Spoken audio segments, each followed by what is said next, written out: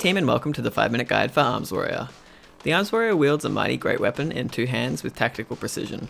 It controls its weapon with deadly accuracy, knowing just when and where to strike its target, easily bringing down even the largest foes. The Arms Warrior is a simple spec, which is very methodical and measured in its approach to combat. It excels at dealing consistent single target damage and incredibly high burst AoE with only 2 buttons.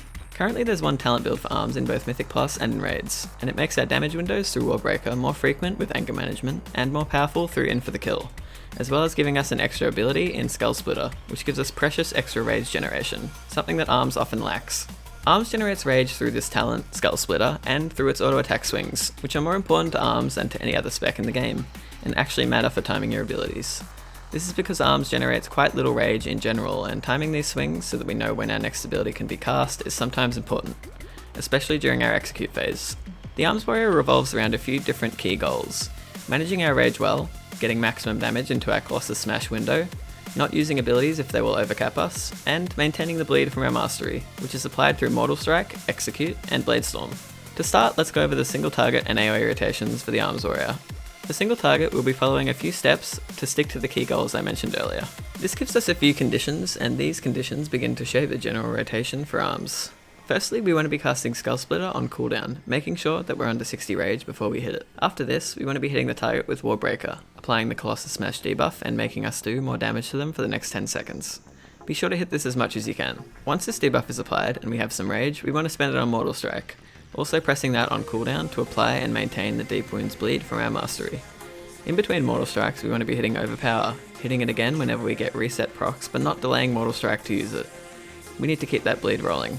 If we're below 30 rage and Mortal Strike is on cooldown, we can use Blade Storm, as we will continue to generate rage throughout its duration, giving us more juice for those fat Mortal Strikes. Make sure you do this during a Colossus Smash window. When we have nothing else, we can spend our rage on Slam, using it to avoid overcapping. And that's the single target rotation.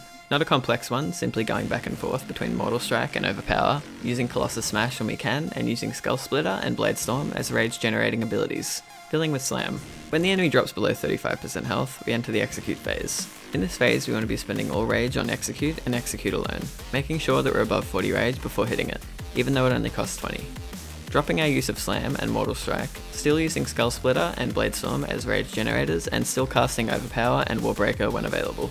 Now for AoE, and it has 2 different forms as Arms, 2 to 3 target cleave and 4+ AoE. In 2 to 3 target cleave, we mostly want to be performing our rotation as normal. Blade Storm moves to the top of the priority list as you would expect. Make sure to use Warbreaker just before you use this. After we're finished Blade Storming, we have Sweeping Strikes, causing our single target abilities to hit 2 targets for a time. We want to have this buff up for as much of the time as possible, but only after Blade Storm. While it's up, perform your single target rotation as normal. When it drops, replace Slam with Whirlwind as our filler. When we pass on to 4+ targets, we stop using Slam altogether, replacing it with Whirlwind, continuing our rotation as normal during Sweeping Strikes. However, once it ends, we simply cast Warbreaker on cooldown, again ensuring we have it up for Blade Storm, use Overpower when we can, and use the rest of our rage on Whirlwind. Arms has no specific opener, as the opening sequence for it is the same as the normal rotation, with only a slight difference. We want to immediately Warbreaker and Blade Storm at the start of the fight, pressing Skull Splitter after this, and then continuing as normal. Now for a few rapid fire tips for Arms, some of the more detailed things to mention.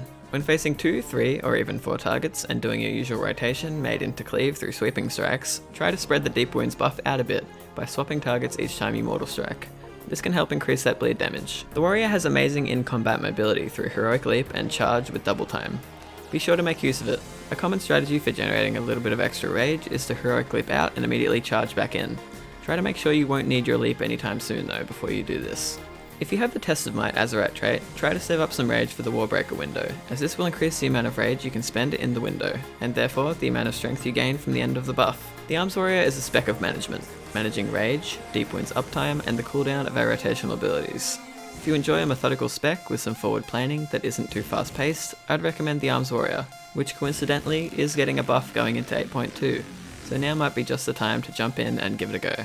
Anyway team, that has been the Arms Warrior. If you enjoyed, be sure to subscribe and watch some more of the upcoming guides. I upload twice a week, Thursday and Sunday. Feel free to leave a comment or come hang out with me and the rest of the team on Twitch. I'm live 6 nights a week. I hope this guide was helpful, and I will see you in the next one.